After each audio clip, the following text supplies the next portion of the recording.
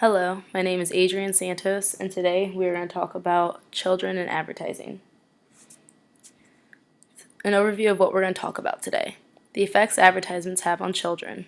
We're going to look at the two articles that were assigned for this chapter, Gender Roles in Children's Television Advertising, and Female Attractiveness and Eating Disorders. Do children's television commercials play a role? Then we are going to look at how products are marketed to our children, and relate this back to the two articles that we read. And then finally, we're going to discuss some solutions to these problems. Gender roles and children's television advertising. The purpose of this study is to investigate whether children are aware of gender roles when exposed to ads containing either traditional or non-traditional role portrayals, and then whether these portrayals actually have an effect on the evaluations of these advertised products. For the study, children were shown toy advertisements in 4 different versions at random, and the point was to see whether or not they thought certain ads were appropriate for boys and if certain were appropriate for girls. After this, we found that there was little difference among boys and girls when it came to the gender of the model, a male or female child. But more importantly, they discovered that there were differences when it came to gender appropriateness. What is gender appropriateness?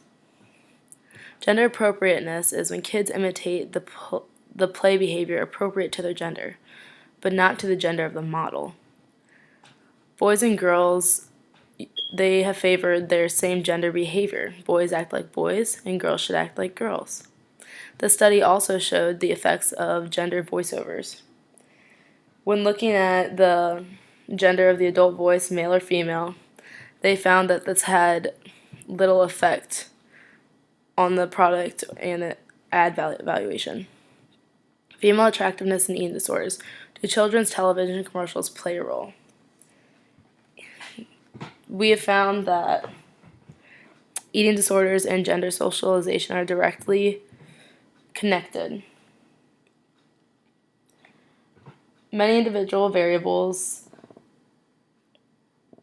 There are many individual variables to explain eating disorders, but one huge factor are the socio-cultural forces, and that's what make male and females differ from one another when it comes to eating disorders. Some of these socio-cultural differences that I'm talking about are heavy advertisement in food products on TV, and then the emphasis of the appearance enhancements in commercials. It is believed that this is one of the number one factors that leads to less ideal eating habits that are developed by young girls.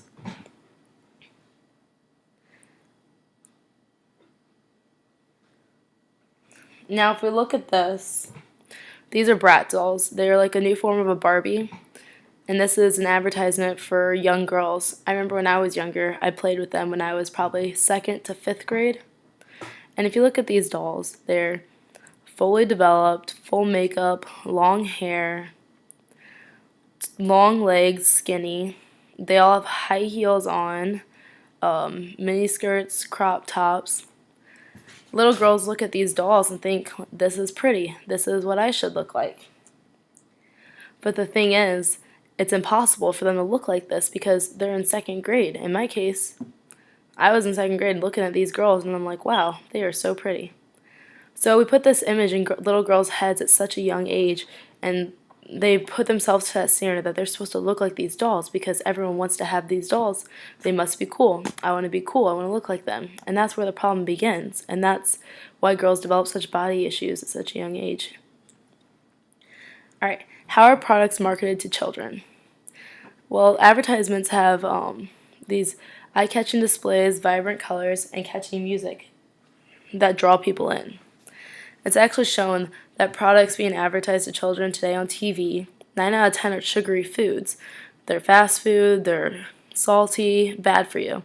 And many toy weapons and action figures actually are in advertisements that promote violence. And the reason this matters is it relates back to to the second article. These little girls these young children have these images in their head that they need to be thin, they need to be skinny. but then they're also being shown sugary, fat foods that are bad for you constantly. It's contradicting each other. Like, how can they want to be skinny, but then they're also being advertised these foods that they want, that all their friends eat? And then there's also concerns over stereotypical roles that will relate back to our first article that we read about. Now, if you look at these two advertisements, you see Black & Decker tool set, a little boy playing with his tools. And then if you look at the other one, it's a kitchen set, and of course it's two little girls in the kitchen making dinner, cooking. See, the problem with these two they're very stereotypical. Boys in the shop, girls inside, domesticated. Little kids, these models have to be like maybe 3, 4, 5. They grow up thinking that this is what they're supposed to be like. So girls should be in the house and boys should be outside. So what do we do about this problem? Well, to change it, we could possibly do media literacy. This is where you teach kids at a young age to be cautious, something that we learned about in class actually. We could teach them the effects of sugary foods and explain the differences in body types and that everyone's body is okay. But once again, what's a problem with this? Well, these kids are so young, they might not comprehend what we're trying to tell them. They don't like to listen to their parents. They might think, no, you're wrong, this is what I'm supposed to look like.